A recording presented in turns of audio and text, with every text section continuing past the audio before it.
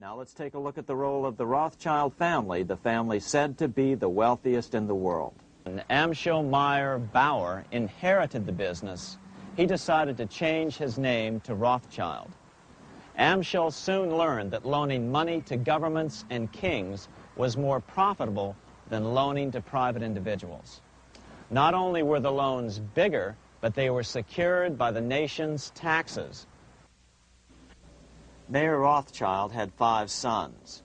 He trained them all in the skills of money creation, then sent them out to the major capitals of Europe to open branch offices of the family banking business.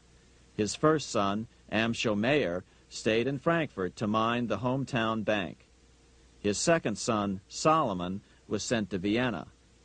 His third son, Nathan, was clearly the most clever.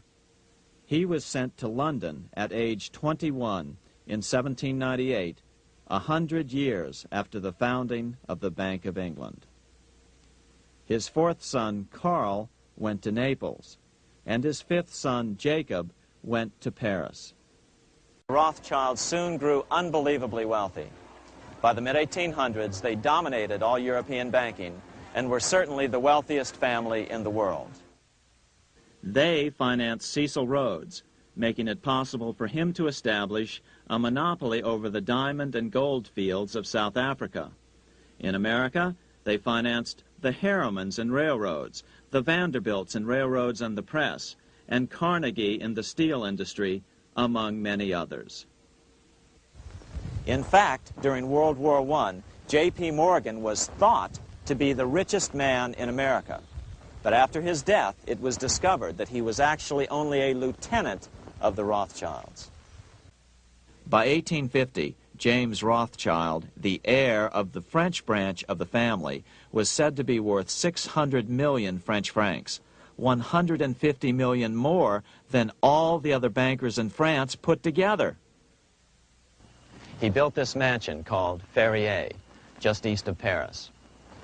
Wilhelm I, on seeing it, exclaimed, "Kings couldn't afford this. It could only belong to a Rothschild." Money changers, those who loan out and manipulate the quantity of money, were active in medieval England. In fact, they were so active that acting together, they could manipulate the entire English economy. These were not bankers per se. The money changers generally were the goldsmiths. They were the first bankers because they started keeping other people's gold for safekeeping in their vaults. The first paper money was merely a receipt for gold left at the goldsmith. Paper money caught on because it was more convenient than carrying around a lot of heavy gold and silver coins. Eventually, goldsmiths noticed that only a small fraction of the depositors ever came in and demanded their gold at any one time. Goldsmiths started cheating on the system. They discovered that they could print more money than they had gold, and usually no one would be the wiser. Then they could loan out this extra money and collect interest on it. This was the birth of fractional reserve banking. That is, loaning out many times more money than you have assets on deposit. So, if $1,000 in gold were deposited with them, they could loan out about $10,000 in paper money and draw interest payments on it, and no one would ever discover the deception. By this means, goldsmiths gradually accumulated more and more wealth and used this wealth to accumulate more and more gold. Today, this practice of loaning out more money than there are reserves is known as fractional reserve banking. Every bank in the United States is allowed to loan out at least 10 times more money than they actually have. That's why they get rich on charging, let's say, 8% interest. It's not really 8% per year, which is their income. It's 80%. That's why bank buildings are always the largest in town.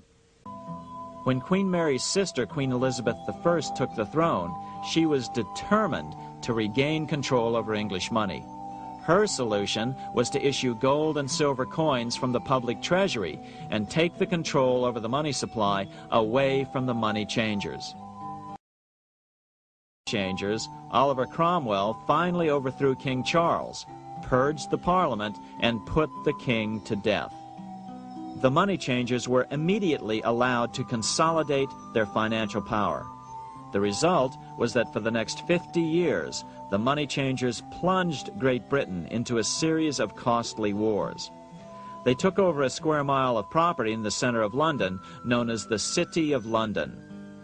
This area today is still known as one of the 3 predominant financial centers of the world. By the end of the 1600s, England was in financial ruin. 50 years of more or less continuous wars with France and Holland had exhausted her. Frantic government officials met with the money changers to beg for the loans necessary to pursue their political purposes. The price was high: a government-sanctioned, privately owned bank which could issue money created out of nothing. It was to be the modern world's first privately owned central bank, the Bank of England.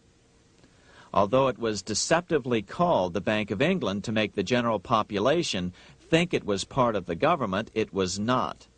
Like any other private corporation, the Bank of England sold shares to get started. The investors, whose names were never revealed, were supposed to put up £1.25 million British pounds in gold coin to buy their shares in the bank. The bank was duly chartered in 1694 and started out in the business of loaning out several times the money it supposedly had in reserves, all at interest. In exchange, the new bank would loan British politicians as much of the new currency as they wanted, as long as they secured the debt by direct taxation of the British people. So, legalization of the Bank of England amounted to nothing less than legal counterfeiting of a national currency for private gain. Unfortunately, nearly every nation now has a privately controlled central bank using the Bank of England as the basic model. Such is the power of these central banks that they soon take total control over a nation's economy. It soon amounts to nothing but a plutocracy ruled by the rich. The central bank scam is really a hidden tax. The nation sells bonds to the central bank to pay for things it does not have the political will to raise taxes to pay for. But the bonds are purchased with money the central bank creates out of nothing. More money in circulation makes your money worth less. The government gets as much money as it needs, and the people pay for it in inflation. The beauty of the plan is that not one person in 1,000 can figure it out because it's usually hidden behind complex-sounding economics gibberish. In 1790, less than 3 years after the Constitution had been signed, the money changers struck again. The newly appointed first Secretary of the Treasury, Alexander Hamilton, proposed a bill to the Congress calling for a new, privately owned central bank. Coincidentally, that was the very year that Amschel Rothschild made his pronouncement from his flagship bank in Frankfurt. Let me issue and control a nation's money, and I care not who writes the laws.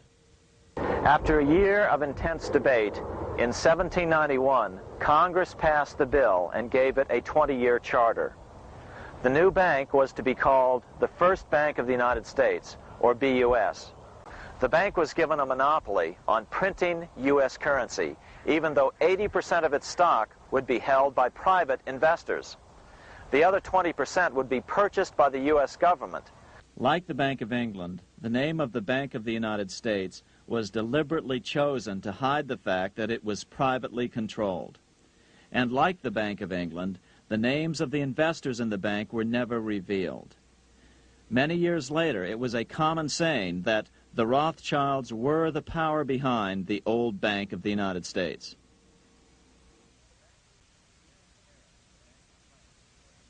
Here in Paris, the Bank of France was organized in 1800, just like the Bank of England.